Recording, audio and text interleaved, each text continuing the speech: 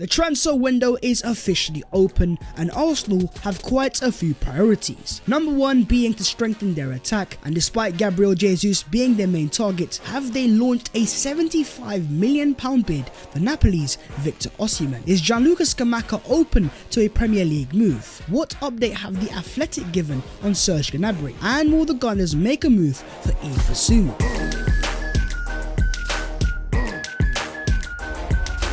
Yo, what is going on, guys? My name is Babs14 and welcome back to your boys channel. I hope you guys are doing amazing. Smash a like if you enjoy the content, subscribe to the channel if you are new. 500 away from 90k, oh boy, we're getting close. But into the Arsenal transfer news we go, and we're going to start off with Victor Osimhen. We all know about Gabriel Jesus being Arsenal's priority over this transfer window as that brand new centre forward, but the Gunners do have a very long list which includes quite a few other strikers, and one of those players of course is the reigning Serie A Young Player of the Year in Napoli's Victor Osimhen. In the past, quite a few reliable sources have confirmed that Arsenal do have genuine interest, and other sources have also claimed that Osimhen is open to coming to the Emirates Stadium and desperate to play in the Premier League. But there is one massive, or should I say gargantuan catch, and that is the price tag. As the reliable Gianluca Di Marzio confirms that any offer for Osimhen must be exceptional, around 100 million euros, and so far Arsenal's and Bayern's offer hasn't reached 85 to 90 million euros. It will be necessary to see if an offer will come from these clubs that will make Napoli stagger. So according to Di Marzio, Arsenal actually have made a confirmed offer, but it wasn't close to the price tag of what Napoli require. 100 million euros for Victor Osimhen is a hefty price tag, and one that I don't think Arsenal really should be paying. The player has fantastic quality and great potential. He does suit what Arsenal require, but for that sort of price tag we could sign two strikers and still have some money left over. But with Gianluca Di Marzio confirming that both Arsenal and Bayern have made offers, potentially if we can't sign Gabriel Jesus, maybe we turn to Victor Osimhen. But on to the main guy himself in Gabi Jesus. One of Arsenal's main competitors that have arrived over the past few weeks is of course the Spanish giants and European champions in Real Madrid, and a lot of reliable sources had confirmed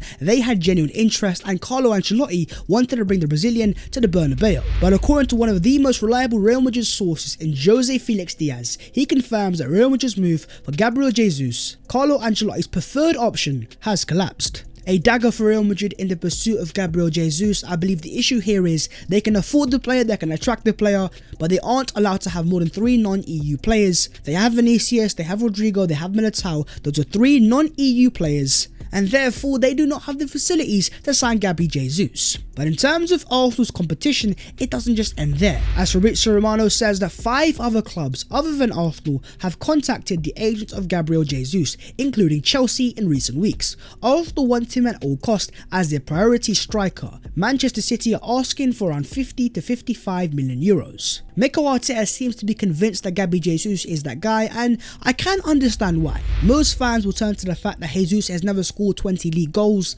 but it's very important to understand that Jesus thus far in his career has had only one season where he's made over 20 league starts. He has been serially underused at Man City. Despite that though, he's averaged a goal in the Premier League every 161 minutes, which remains pretty impressive. But on top of that, I think it's all about the pressing. Pep Guardiola has described Jesus as the best pressing striker in the world, and it's very hard to disagree. Last year, Arsenal's stats in terms of pressing were actually pretty mid-table, and that's because our striker Lacazette, despite him trying his best to press, he doesn't have the physical capacity to sustain pressure, and therefore Arsenal just weren't able to pin teams down as much as they would like to. That all changes if Arsenal sign a striker the profile of Gabriel Jesus, who has the engine, the speed, but also the understanding of how to press players, smart pressures, and it will allow Arsenal to play a high line and control games in the opposition half a lot better. And if it isn't Jesus, then is it Mr. Gianluca Scamacca? Well, according to La Gazzetta dello Sport, Arsenal could find an agreement for Gianluca Scamacca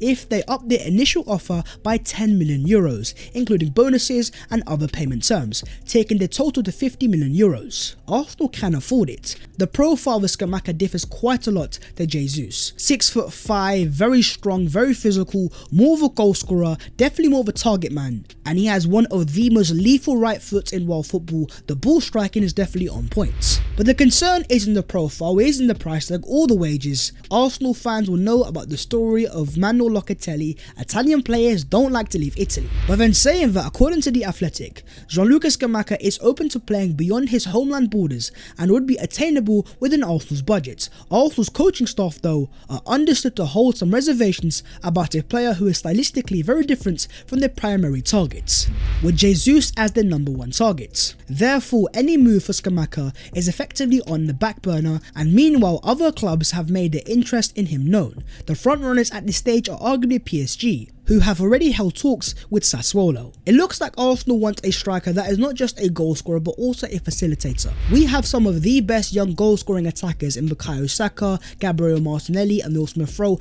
and Martin Odegaard. Now those players are all capable chance creators, but it seems that Mikel Arteta wants a striker that is able to maximise his goals but also the rest of the team. It's about players that are not as selfish, and that is definitely Gabriel Jesus.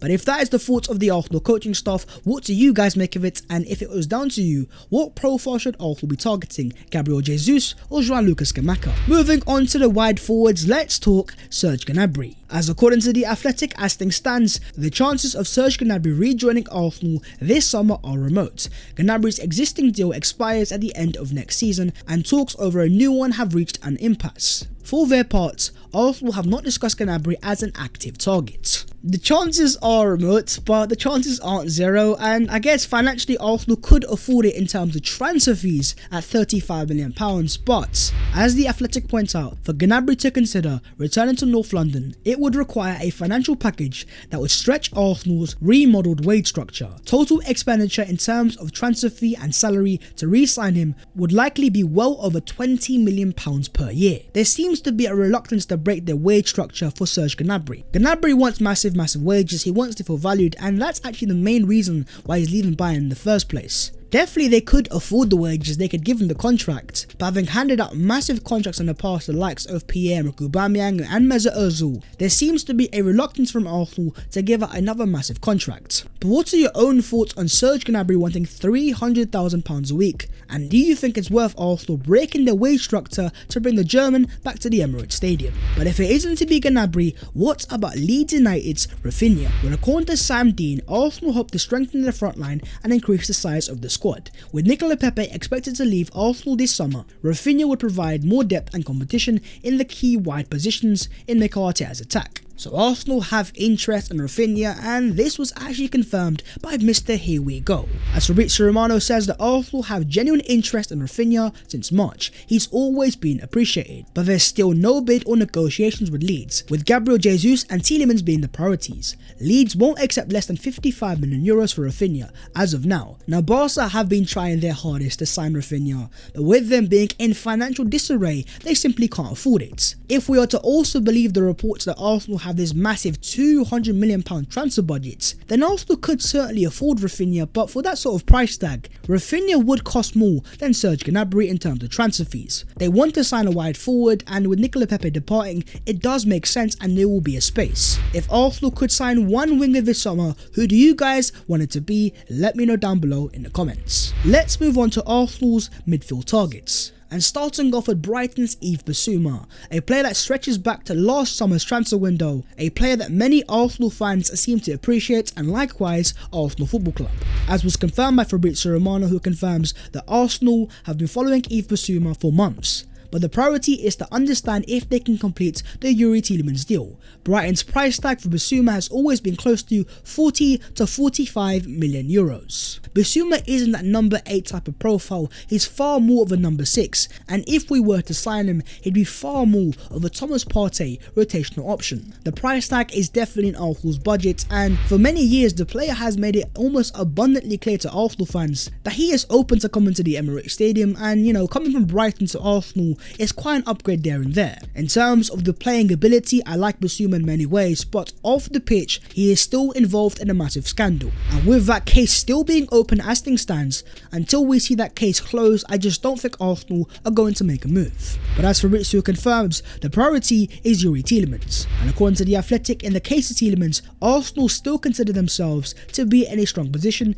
and to date have presented the player with the most compelling proposition. Tielemans had hoped to play Champions League football, but no longer considers it a necessity. There is a lot of confidence around the Emirates Stadium that Youri Tielemans will be an Arsenal player. At £25 million, this is more than affordable. He certainly has a vast amount of Premier League experience, and for me, in many ways, he might be Arsenal's version of a Thiago Alcantara, a player that controls the game for Arsenal and allows Arsenal to sustain pressure on a far more consistent basis. But more importantly, as Charles Watt confirms, Arsenal's two priority signings are Gabriel Jesus and Youri Tielemans. Talks with the representatives of both players have been ongoing for months, and Arsenal remain hopeful that the deals can be done this summer. And with their international duties soon coming to an end, in these next few weeks I think we're going to see a lot more developments, and I think we might see Arsenal close the deals, and we're definitely going to get a lot more answers. But with these being the priority Arsenal summer signings, if we were to get them over the line, do you believe that Gabriel Jesus and Youri Tielemans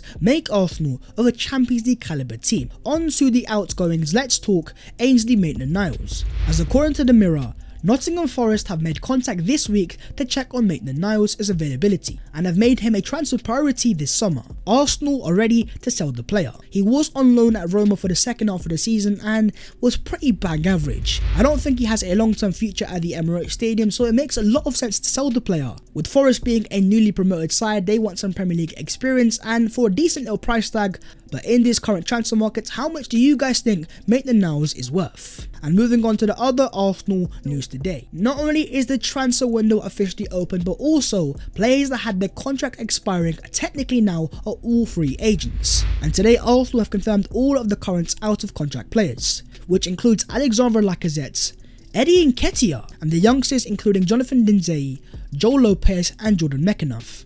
Lacazette is going to Lyon, that is signed, sealed and delivered, but the one that stands out is Eddie Nketiah, despite many reliable sources confirming that Arsenal have offered him a brand new contract that he is expected to sign. Thus far it has not been confirmed, and as of now he is officially a free agent. But according to Ryan Taylor of The Express, Eddie Nketiah's contract extension is expected to be confirmed by Arsenal in the coming days. This was also echoed by Fabrizio Romano, so I don't see any complications here. I think Eddie is going to stay, but Mikel Arteta has always made it very clear he wanted to keep Nketiah, and it looks like he's going to get his wish. On to stat time of the day, and let's have a cheeky little comparison. Here is the Arsenal attack of 2020-21 versus the 21-22 season. Last season Arsenal had more goals, had more shots, had a far better XG, a slightly worse conversion rate at 10%, had far more goals from outside the box, and also one more headed goal. So overall the Arsenal attack has definitely improved, and the XG is a very good stat there of 70, and that has to be noted without a proper striker either. With another wide forward signed and a centre forward like a Gabriel Jesus, this Arsenal attack should go to the next level, so for me, I am kind of excited. And finally, according to The Sun, Arsenal are now expected to confirm Martin Odegaard as their new captain. This is not a surprise to me because in the last few games of the season, with Lacazette not starting, Martin Odegaard was the Arsenal captain. It looks like Mikel Arteta sees Odegaard as his standout player, his go-to player on the pitch. Odegaard is a very vocal player and seems to understand what the manager wants. I still think he's far from perfect, and in certain games, especially away from home, I want to see him impose himself far more, and hopefully with a Youri Tielemans next to him and a striker to finish off his chances, we will see an even better Martin Odegaard going into next season. But talk to me down below, do you think Martin Odegaard should be the next Arsenal captain? But that is the video there, so hopefully you guys have enjoyed, and if you have, smash a like, subscribe to the channel if you are new, follow your boy on all of his social medias, the links will be down below in the description. But that was today's episode of the Transfers FC. The window is now officially open. Jesus, Tielemans, whoever it is, Arsenal, get on the phone, get a signed to and delivered, and give us some brand new signings. I will see you next time. Take care of yourselves as always, and in a bit.